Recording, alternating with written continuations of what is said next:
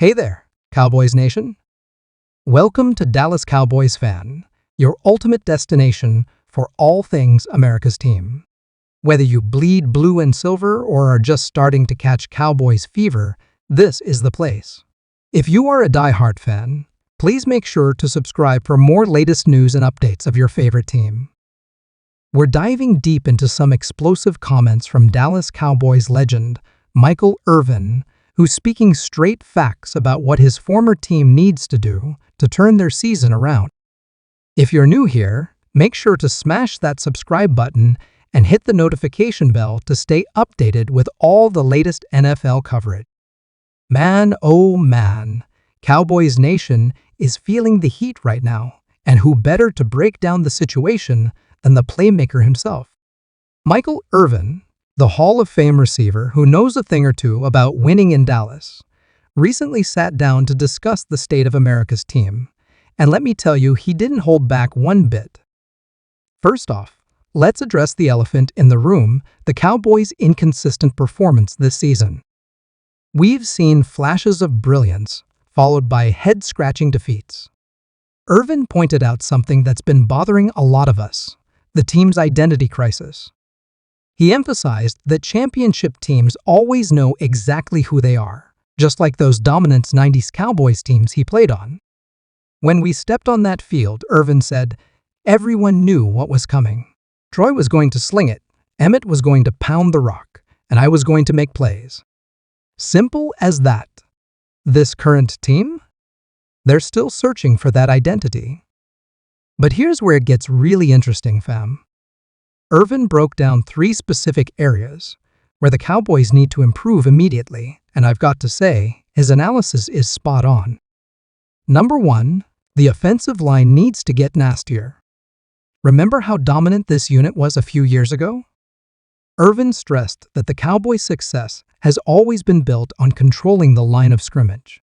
He mentioned watching tape from recent games and noticing how the pocket collapses too quickly around Dak Prescott. You can't expect your quarterback to cook a gourmet meal if the kitchen's on fire, Irvin colorfully explained. The second point Irvin hammered home was about the running game. Tony Pollard needs more consistent touches, but it's not just about giving him the ball, it's about how they're using him. Irvin explained that the Cowboys are becoming too predictable with their run-pass options, making it easier for defenses to key in on their plays. He suggested implementing more pre-snap motion and getting Pollard involved in the passing game to create mismatches. Now, the third point, and this is where Irvin got really fired up, is about the team's mentality. He talked about how the Cowboys seem to play differently against top teams versus lesser opponents.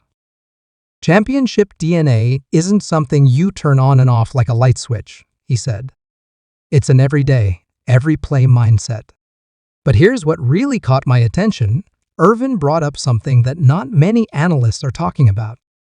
He discussed the importance of locker room leadership, specifically mentioning how the team needs more vocal leaders like he and Deion Sanders were back in the day.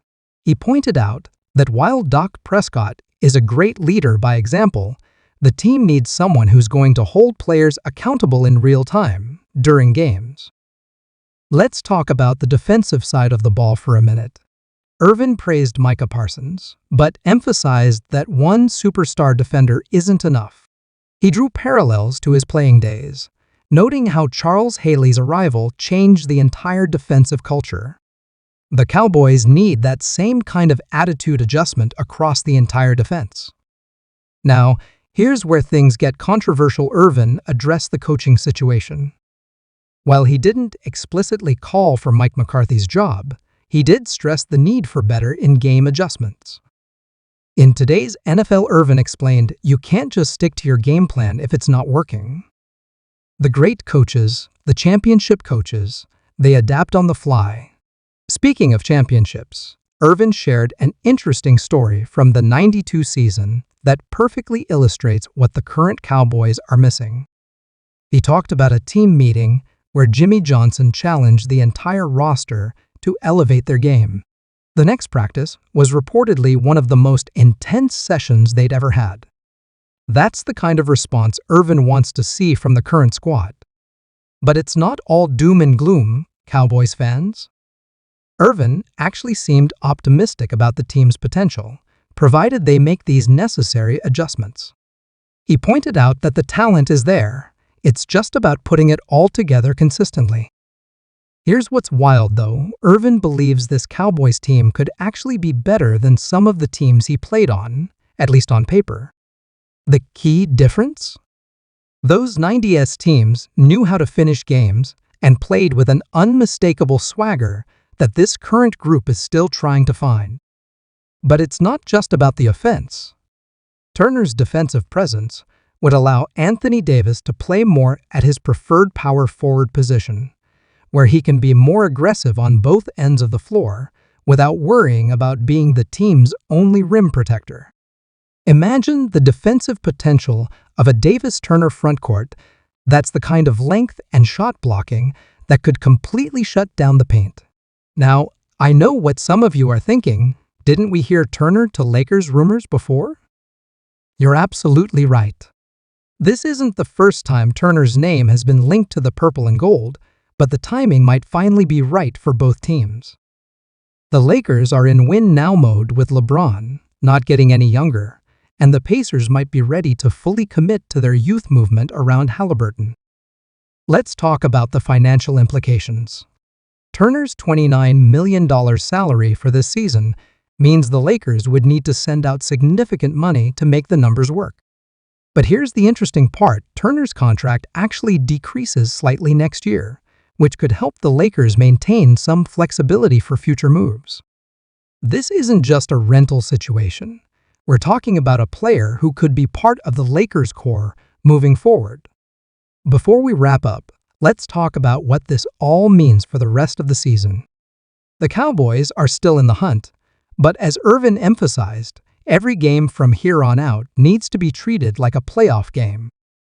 There's no more room for mental lapses or coming out flat against supposedly inferior opponents. So, what do you think, nation? Is Irvin right about what the Cowboys need to do? Drop your thoughts in the comments below, and let me know if you think Dallas can turn things around this season. Before you go, don't forget to demolish that like button and hit subscribe if you want more NFL coverage like this. Also, check out our merch store link in the description for some exclusive Sports Central gear. This has been your boy coming at you with another NFL Deep Dive. Until next time, keep that sports talk going, and I'll catch you on the next one.